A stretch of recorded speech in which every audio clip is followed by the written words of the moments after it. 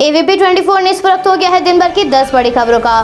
भारत के प्रधानमंत्री ने टीकाकरण अभियान का वीडियो कॉन्फ्रेंसिंग के माध्यम से शुभारंभ किया, जिसके बाद प्रधानमंत्री ने वहां मौजूद लोगों को संबोधित किया। अपने संबोधन में प्रधानमंत्री ने कहा, अब से कुछ क्षण बाद भारत में दुनिया का सबसे बड़ा टीकाकरण अभियान प्रारंभ होने जा रहा है। इस अभियान के प्रारंभ होने की प्रधानमंत्री ने देशवासियों को बधाई दी। आगे प्रधानमंत्री ने अपने संबोधन में कहा, टीकाकरण अभियान बहुत ही महत्वपूर्ण सिद्धांतों पर आधारित है। जिसे टीके की सबसे ज्यादा जरूरत है उसे सबसे पहले टीका लगाया जाएगा। पहली और दूसरी डोज के बीच लगभग 28 दिन का समय दिया जाएगा। प्रधानमंत्री ने कहा, दूसरी डोज लेने के 2 हफ्ते के बाद ही आपके शरीर में कोरोना के विरुद्ध जरूरी इम्यूनिटी विकसित हो पाएगी। प्रधानमंत्री ने लोगों से अनुरोध करते हुए कहा कि पहली खुराक लेने के बाद मास्क लगाना और शारीरिक दूरी बनाए रखना आवश्यक होगा। आगे प्रधानमंत्री ने कहा, दुनिया के 100 से भी ज्यादा ऐसे देश हैं जिनकी जनसंख्या 3 करोड़ से कम है और भारत वैक्सीनेशन अपने पहले चरण में 3 करोड़ लोगों का टीकाकरण कर रहा है।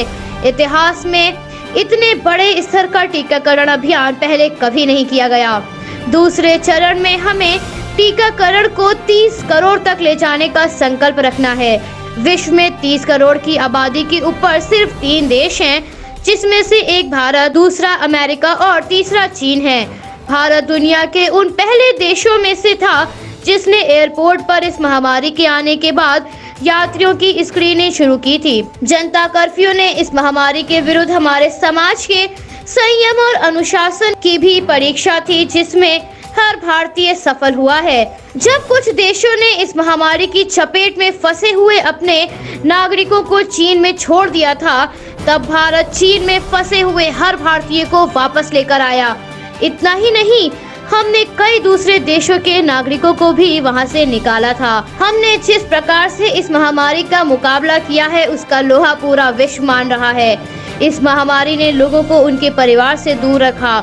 इस महामारी के कारण हमने अपने कई साथियों को खो दिया।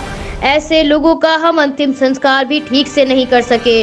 अपने संबोधन में प्रधानमंत्री कोरोना काल को याद करते हुए भावुक नजर आए।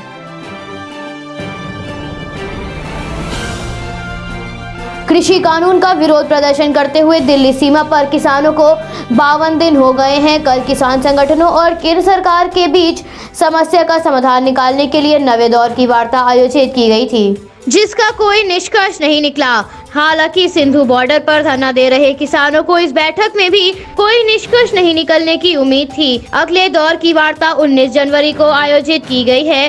5 घंटे तक चली इस 9वें दौर की वार्ता में दोनों पक्ष आपसी सहमति नहीं कर सके। सरकार की ओर से केंद्रीय कृषि मंत्री, रेल मंत्री, वाणिज्य और खाद्य मंत्री के साथ साथ वाणिज्य राज्य मंत्री बैठक में मौजूद थे और आंदोलनकारी किसानों की ओर से 40 किसान संगठनों के प्रतिनिधियों ने वार्ता की। भारतीय किसान यूनियन के प्रवक्ता राकेश टिकैत ने बैठक के बाद कहा, हम सरकार से ही वार्ता करेंगे, हम कोर्ट के पास नहीं जाएंगे। हम सरकार के साथ 2 बिंदुओं पर चर्चा करेंगे, जिसमें से पहले कृषि कानून की वापसी होगी और दूसरा MSP की गारंटी। अगली बैठक 19 जनवरी को 12 बजे ही आयोजित की जाएगी, जिसमें समाधान तक पहुंचने की दोनों पक्ष कोशिश करेंगे।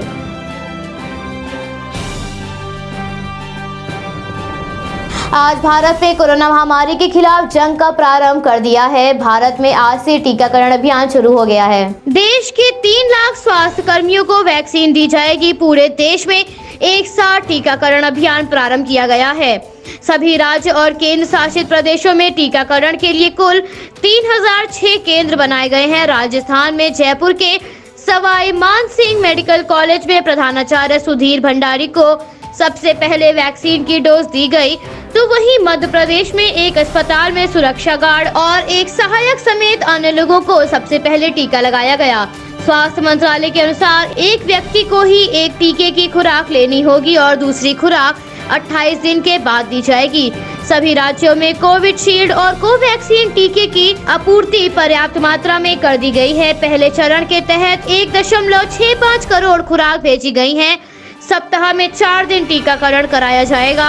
जिसके अनुसार एक सप्ताह में 12 लाख लोगों को टीका लगेगा। 18 वर्ष से कम आयु और गर्भवती महिलाओं को टीका नहीं दिया जाएगा। चुनाव आयोग ने अभियान के लिए बूथ स्तर पर लाभार्थियों की पहचान करने में सरकार की मदद करने का आश्वासन दिया है, लेकिन एक शर्त पर के अभियान खत्म होने के बाद स्वास्थ्य अधिकारी ये डेटा मिटा देंगे।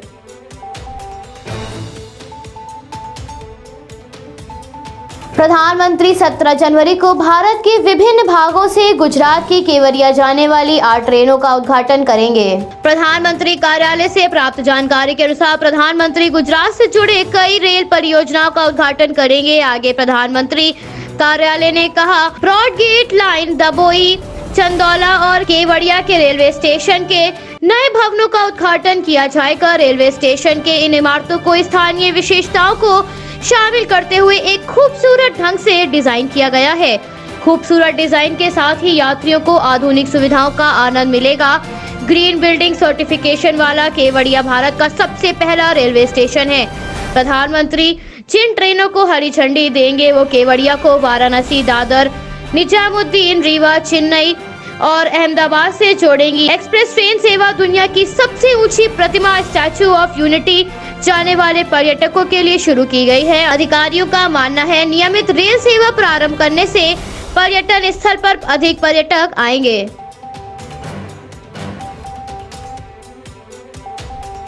शिरोमणि अकाली दल नेता हरसिमरत कौर बादल ने कृषि कानून के मुद्दे पर कांग्रेस नेता राहुल गांधी को घेरते हुए कहा, उनकी दादी इंदिरा गांधी भी पंजाबियों को खालिस्तानी कहती थीं, इसलिए घड़ियाली आंसू ना बहाएं। क्योंकि पंजाबियों के लिए खालिस्तानी शब्द का इस्तेमाल आपकी दादी इंदिरा गांधी ने ही दिया है।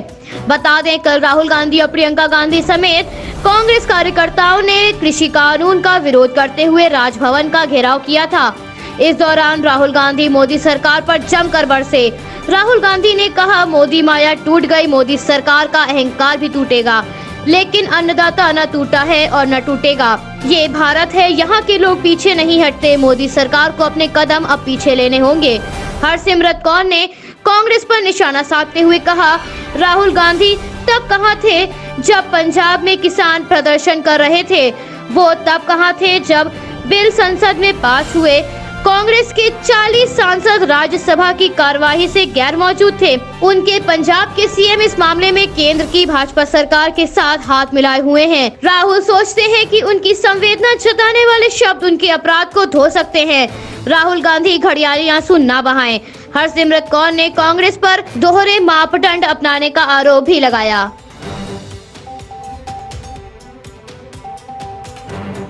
केंद्रीय गृह मंत्री आज कर्नाटक के 2 दिवसीय दौरे पर जाएंगे। इस दौरान गृह मंत्री बेलगावी जिले में एक रैली को संबोधित करेंगे और कई कार्यक्रमों में शामिल होने के साथ साथ कई परियोजनाओं का शुभारंभ करेंगे। अपने 2 दिवसीय दौरे पर गृह मंत्री कर्नाटक के शिमोगा जिले में रैपिड एक्शन फोर्स की नई बटालियन परिसर की आधारशिला रखेंगे।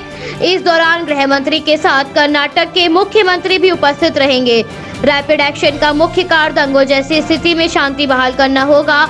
बल के 97 बटालियन के मुख्यालय के लिए कर्नाटक सरकार ने 50.29 एकड़ जमीन आवंटित की है। बीजेपी के मंत्रिमंडल विस्तार के खिलाफ कई विधायक बगावत कर रहे हैं। अपने दौरे पर गृह मंत्री इन विधायकों से भी बात करके उन्हें मनाने का प्रयास करेंगे।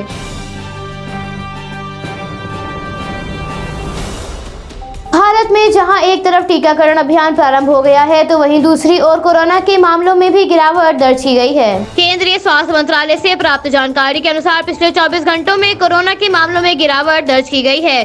पिछले 24 घंटों में कोरोना के 15,158 मामले सामने आए हैं। इस दौरान 175 लोगों की भी मृत्यु हो गई है। भारत में अब तक लगभग 1 करोड़ 5 लाख लोग इस महामारी से संक्रमित हो चुके हैं, तो वहीं लगभग 1 करोड़ 1 लाख लोगों ने इस महामारी को मात दी है। इस समय भारत में एक्टिव केसेस की संख्या 2,11,000 के करीब है। मरने वालों का आंकड़ा लगभग 1,52,000 के पार पहुंच गया है। इस समय भारत में एक्टिव केसेस का दर 2% हो गया है।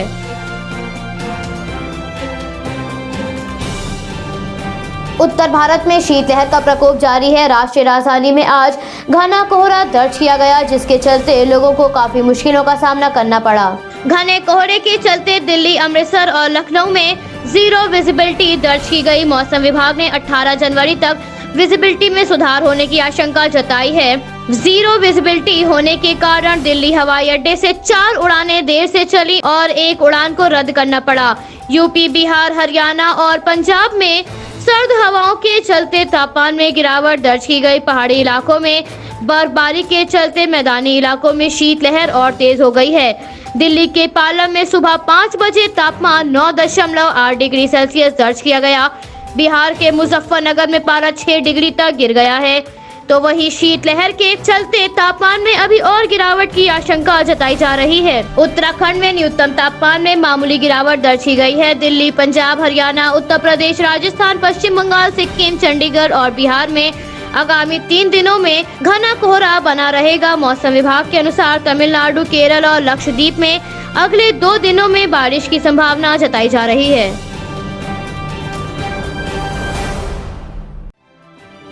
भारत में नेपाल के विदेश मंत्री 3 दिवसीय दौरे पर आए हुए हैं, जिसमें उन्होंने रक्षा मंत्री से आज मुलाकात की। रक्षा मंत्री से मिलने से पहले नेपाली विदेश मंत्री भारत के विदेश मंत्री के साथ मुलाकात कर चुके हैं। इस दौरान दोनों नेताओं ने संयुक्त आयोग की बैठक में द्विपक्षीय संबंधों के 7 आयामों पर भी चर्चा की। नेपाल की तरफ से भारतीय जमीन को अपने नक्शे पर दिखाए जाने के बाद हुए विवाद के बाद ये दोनों देशों के बीच पहली उच्च स्तरीय बैठक है। इस विवाद के चलते दोनों देशों के संबंध में काफी तनाव आया था, जिसके बाद दोनों देशों के विदेश मंत्री ने इस बैठक में द्विपक्षीय आर्थिक संबंधों से जुड़े तमाम मुद्दों के साथ साथ सीमा विवाद पर भी चर्चा की। विदेश मंत्रालय से प्राप्त जानकारी के अनुसार भारत इस बैठक से अपने पड़ोसी देशों की शंका आशंकाओं के समाधान निकाल सकता है। दोनों देशों के विदेश मंत्रियों की बैठक में कारोबार, ऊर्जा, राजनीति, सुरक्षा से जुड़े विषय, पर्यटन समेत सहयोग के अनेक मुद्दे, सीमा प्रतिबंध, जल संसाधन, तेल व गैस मुद्दों पर विस्तृत चर्चा की गई।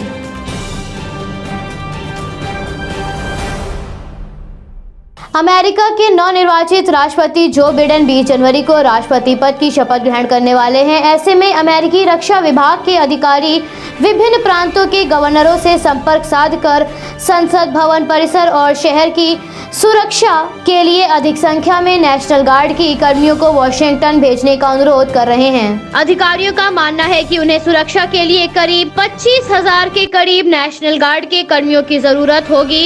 इस संख्या में वृद्धि भी हो सकती है। शपथ ग्रहण समारोह को ट्रंप के समर्थकों द्वारा हाल ही में हुए संसद भवन पर हमले के तहत उच्च स्तरीय सुरक्षा प्रदान की जा रही है। अमेरिका के सरकारी वकीलों ने अदालत को बताया, कैपिटल पर समर्थकों की भीड़ की मंशा निर्वाचित अधिकारियों की हत्या करना था।